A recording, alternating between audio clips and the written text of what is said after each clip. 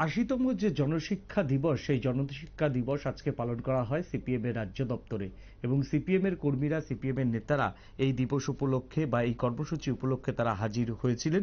CPM এর রাজ্য দপ্তরে উপস্থিত ছিলেন নারায়ণ কর, পবিত্র কর সহ অন্যান্য বাম নেতৃত্বরা এবং জনশিক্ষা প্রসারে বামেদের যে ভূমিকা সেই ভূমিকা নিয়ে আজকে তারা আলোচনা করেন এবং আগামী দিনে কিভাবে দলকে এগিয়ে নিয়ে যাওয়া যাবে এবং দলের সাংগঠনিক দিক থেকে কিভাবে বৃদ্ধি ঘটবে তা নিয়েও মূলত আজকে আলোচনা হয়।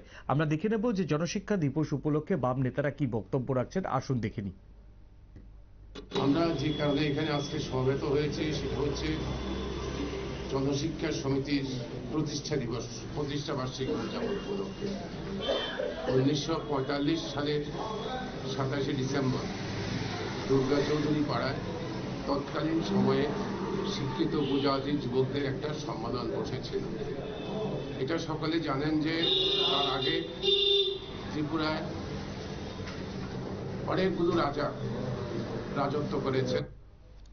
জনশিক্ষার যে প্রসার সেই জনশিক্ষার প্রসারে বামেদের যে গুরুত্বপূর্ণ ভূমিকা ছিল সেটা নতুন প্রজন্মের কাছে আরো একবার বলা হয় এবং রাজ্যের শিক্ষা ব্যবস্থাকে এগিয়ে নিয়ে যেতে আগামী দিনে কি কি করা উচিত সেটা নিয়েও মূলত আজকে আলোচনা হয়।